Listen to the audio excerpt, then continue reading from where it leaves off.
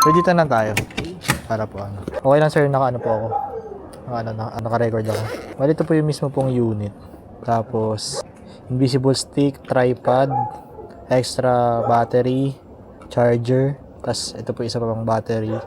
Tapos, pouch po niya, charging cable. Tapos, meron din po kami dito tracker sir. Huwag nyo na lang pong alisin or galawin. Tapos, meron po dito cleaning cloth na sa loob din po. Tapos, marunong po kayo mag-operate. May X4 ako kaya lang pinagawa ko kasi sa Techmage. Hindi, nasira kasi, nabagsak. Nasira yung lens. Okay po, so bali, pakita ko na lang din po na nag-work siya para po at least mabilis lang po. Working na po siya. Tapos, wala rin po siyang 360. Wala rin po siyang kahit ano pong gas-gas sa lens. Ayan po, wala po. Yung, anong tawag dito? Yung water ano niyan, nagana pa. Yung pong Waterproof niya. Opo, waterproof naman po siya. Pagka ano po kasi, pag sa salt water po kasi, hindi namin advisable na gamitin siya. Pag sa mga swimming pool o kaya mga fresh water, yun lang po yung ano namin. Kasi ito po, dito lang po siya, pang unit lang po siya. Hindi po siya pwede dito sa stick kasi Pwedeng ano lang yan, kasi meron din akong ganyan. alisin ko na lang po. Aalisin Okay lang po, yan. sige po. Para at least po. At saka, Sir, dito po meron po ditong gas-gas pero hindi naman po yan visible sa mismong video. Ayan po. Baka lang po magtaka lang po kayo ba't may gas-gas. Pero hindi po siya visible sa mismong video. Tapos ano ba? 360, tapos wala naman pong files yan. Ayan po, wala po siyang files. Tapos gumagana naman po lahat. Ito po yung single lens. Ayan po, wala naman pong ano siya. Hindi po siya nakaka-apekto sa mismong video. Yung pong gas-gas dun sa ano.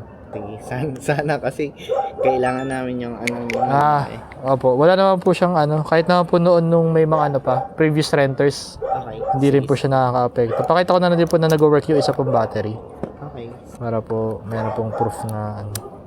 Yung Pares naman po siyang 100%. Okay, 100. Yung ano ng battery, capacity ng battery, hindi pa naman degraded.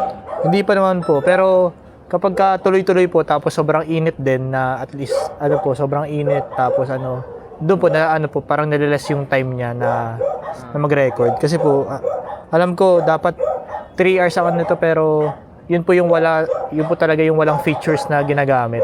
3 hours yun, pati naka-endurance mode. So kapag marami siyang mga features, parang 1 hour and 30 minutes lang po ang inaano niya, nilalas niya.